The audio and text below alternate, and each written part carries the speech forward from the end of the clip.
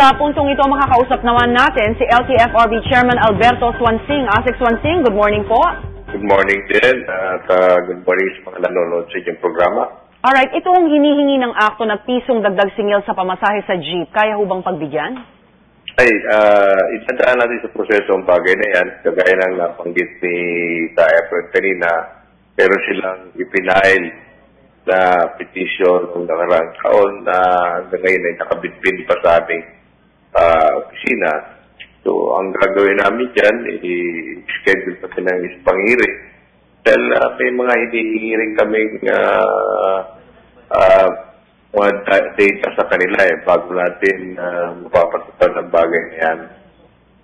Ang sinasabi ho nila, Asek, parang medyo matagal na yung desisyon, naghihintay ho sila dahil kung nung isang taon 26 pesos per liter o 26 pesos kada litro, yung presyo ngayon ay umabot na ho ng 34. Hindi daw ho ba makatwiran kung humingi sila ng dagdag na pamasahe? Binigyan natin sila ng aming computation kung anong epekto ng kada pisong increase sa ang price, kung ano ang epekto nito sa cost ng additional cost nila at maabot lamang ng 80 centimos. 80 lang ho dapat? 80 centimos sa bawat 4 kilometro na tinatakbo ng kanilang jeepney.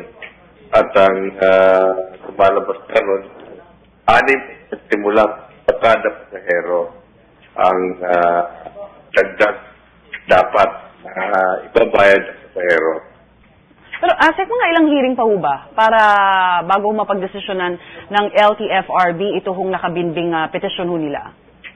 Kahit isang hearing lang yan, pwede tayo makaabot sa isang desisyon yan. At alam naman, ang affected na partido yan, mga mananakay, kailangan natin tingin, dahil malaki rin ang epekto doon sa kanila, kasakali itataas natin ang pamasahe. Ito hong provisional increase, hinihiling din po nila na sana maibigay ng LTFRB hanggat hindi pa ho nagkakaroon ng desisyon dun sa inihain nilang petisyon. Ano ho ang reaksyon nyo dyan? Titingin natin yun ang kanilang petisyon na yan na kahit ano pang tawag dyan, kaya provisional o ano pa, ang ibig sabihin yan sa kalsada pagtataas ka ng pamasahe. So, ganoon din ang epekto nun. Alright. So, kayo ho, talagang titimbangin nyo, mas syempre kinoconsider nyo rin yung mga consumers natin, yung mga pasahero. Ay, opo. Yung higit na malaking stress na pasahero. Alright.